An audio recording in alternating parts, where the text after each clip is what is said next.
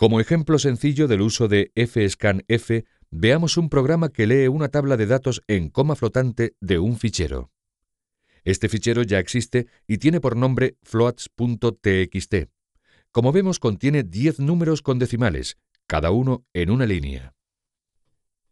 Concentramos la tarea de lectura de la tabla de datos en una función leer tabla float.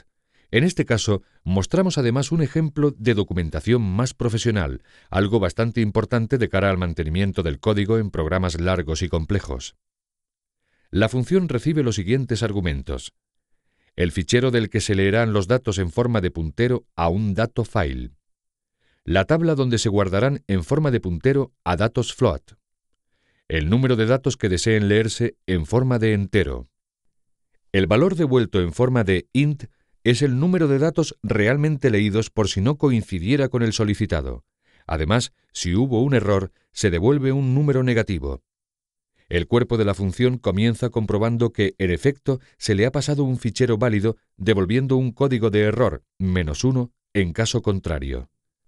La lectura de los datos se concentra en una sola sentencia for. Se muestra comentada su equivalente while en caso de que parezca demasiado confusa. Esta sentencia simplemente va leyendo datos del fichero mediante la sentencia fscanf hasta que o bien se han leído todos los datos solicitados o bien se ha llegado al final del fichero. Usamos el especificador de formato tanto%f para indicar que vamos a leer datos en coma flotante. En este caso, asumimos que el fichero solo contendrá valores numéricos. Si existiera la posibilidad de encontrar datos inválidos en el fichero, deberíamos comprobar que el valor devuelto por fscanf es 1, el número de datos que debe leer.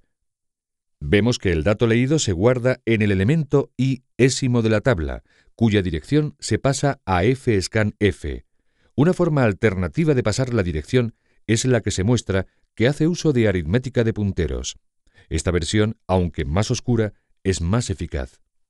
Por último, la función devuelve el número de datos realmente leídos que coincide con el valor en que quedó el contador usado en el bucle de lectura.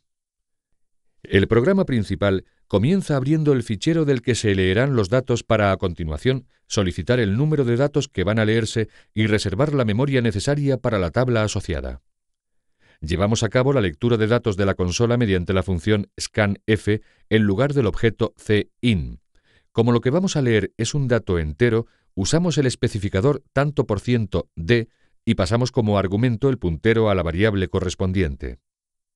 En ambos casos se comprueba que no hubo error. En esta ocasión hacemos uso del operador new para la reserva de memoria.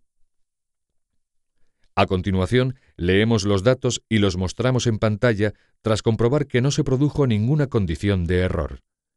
Por último, el programa hace las labores de limpieza necesarias cerrando ficheros y liberando la memoria reservada.